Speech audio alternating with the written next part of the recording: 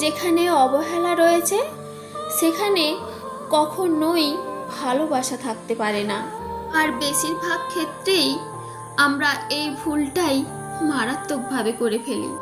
অবহেলিত হচ্ছে জেনেও দাঁত কামড়ে সেই সম্পর্কে পড়ে থাকি, কিন্তু একবার একটু গভীরভাবে ভাবলেই বোঝা যাবে যে অবহেলা করা কখনো ভালোবাসলে সম্ভব নয়।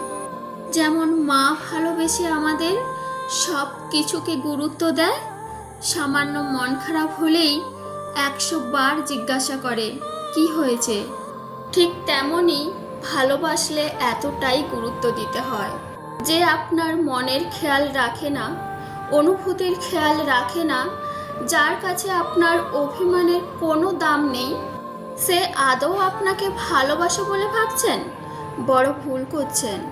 ভালোবাসা রোজ গাছে জল দেওয়ার মতো, কয়েকদিন জল দেওয়া বন্ধ করলেই গাছ যেমন শুকিয়ে যায়, তেমনি ভালোবাসাও তাই। তাকে যত্ন না করলে সেও আস্তে আস্তে মরতে থাকে। অনেকেরই ধারণা থাকে সঙ্গীকে গুরুত্ব দেওয়া মানে ন্যাকামো, ঢং। আসলে তারা ভালোবাসার মানেটাই বোঝেন না। যে ভালোবাসে তার কাছে আপনার সামান্য ভ্রু কুঁচকে থাকাও অস্বস্তিকর। আপনার সামান্য নীরবতা তার কাছে যন্ত্রণার। আপনার চোখে তার প্রতি সামান্য রাগও সে সহ্য করতে পারবে না। অবহেলা তো অনেক দূরের কথা। কাজে আছি, ব্যস্ত আছি, ভীষণ প্রেসারে আছি বলে দিনের পর দিন যারা আপনার অনুভূতিগুলোকে গুরুত্ব দিচ্ছে না, বা আপনার জন্য সামান্য সময়টুকুও যার নেই, সে কখনো আপনাকে ভালোবাসে না।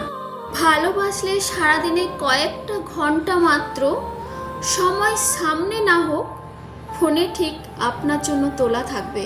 আপনার চোখে সামান্য জল দেখলে তা মোছার জন্য ব্যাকুল হয়ে যাবে। কাজের পরে সমস্ত দায়িত্ব মেটানোর পর আপনার সঙ্গে কথা বলার জন্য মরিয়া হয়ে যাবে। নিজের সমস্ত ভালো মন্দ আপনাকে বলতে চাইবে, আপনার খোঁজ নেবে, নিজেরও খোঁজ দেবে, আর শেষে একবার চোখে দেখার জন্য কাতর হয়ে যাবে সেই মানুষ। নইলে সেটা কিসের ভালোবাসা? আজকের ভিডিওটি তোমাদের কেমন লাগলো অবশ্যই কমেন্ট করে জানাবেন। ভালো লাগলে প্লিজ একটি লাইক করে ভিডিওটি শেয়ার করবেন। আর যারা চ্যানেলে নিউ ফ্রেন্ড আজকে ভিডিওটি দেখছো, প্লিজ চ্যানেলটি সাবস্ক্রাইব করে পাশে থেকো। সবাইকে ধন্যবাদ, অনেক অনেক ভালোবাসা।